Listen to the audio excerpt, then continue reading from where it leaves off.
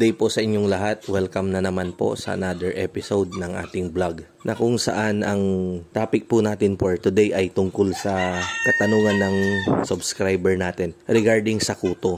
Kung paano daw ba natin malalaman na yung manok natin ay makuto siya. At sakaling may kuto siya, ano raw ba yung pwedeng igamot? At paano daw ba ito i-apply?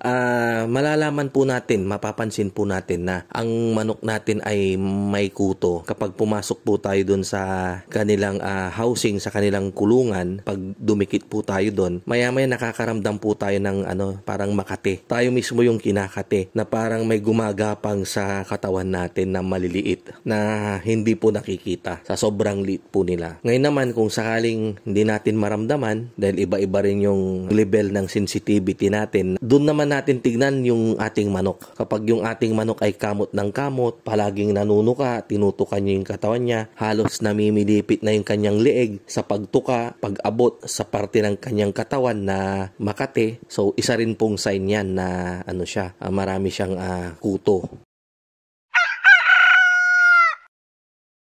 Ano po ba yung kailangan gawin? Ayan. So, ang kailangan po nating gawin ay pwede po natin silang painumin nung ivermectin. Yung ivermectin na yan ay actually originally gamot po yan ng baboy. Pero na-discover po nila na very effective po siya sa kuto. Ipapainom po natin yan sa ating mga alagang manok, gaya ng ganun din sa pagpapainom natin ng vitamins at antibiotics. So, merong isang umaga na nakaschedule tayo para magpainom ng ivermectin, para pag nainom ng manok natin yan, yung kuto, kapag sumipsip sila ng dugo ng ating mga manok, syempre very active yung ivermectin sa katawan ng ating mga manok, instant po na mamamatay yung mga kuto sa katawan ng ating manok. Usually po kasi yung mga kutong yan, andun po yan sa kasuluk-sulukan ng mga balahibo ng ating mga manok. Kaya nga po sa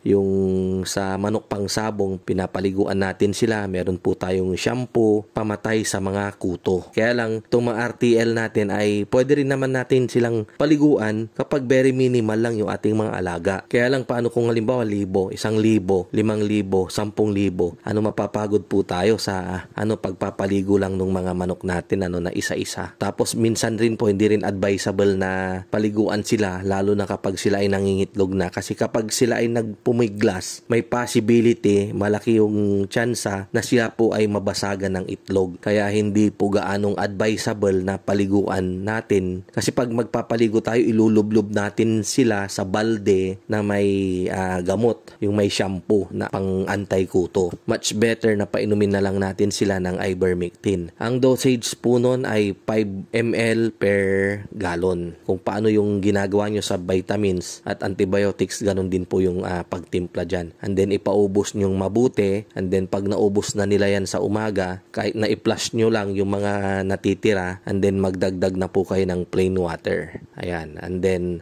ulitin nyo po ulit after 2 weeks.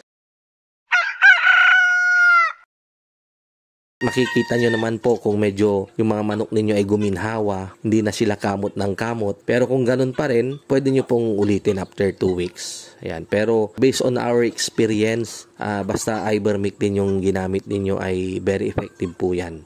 So sana nabigyan ko na naman kayo ng idea regarding sa pag-aalaga, mga health tips regarding sa paitloging manok. Ayan. Kita-kita po ulit tayo sa mga susunod nating video. Once again, ito po ang inyong kaibigan, ang inyong kamanukan, walang iba kundi si Mang Mags, na nagsasabing mabuhay po tayong lahat, and God bless. Thank you.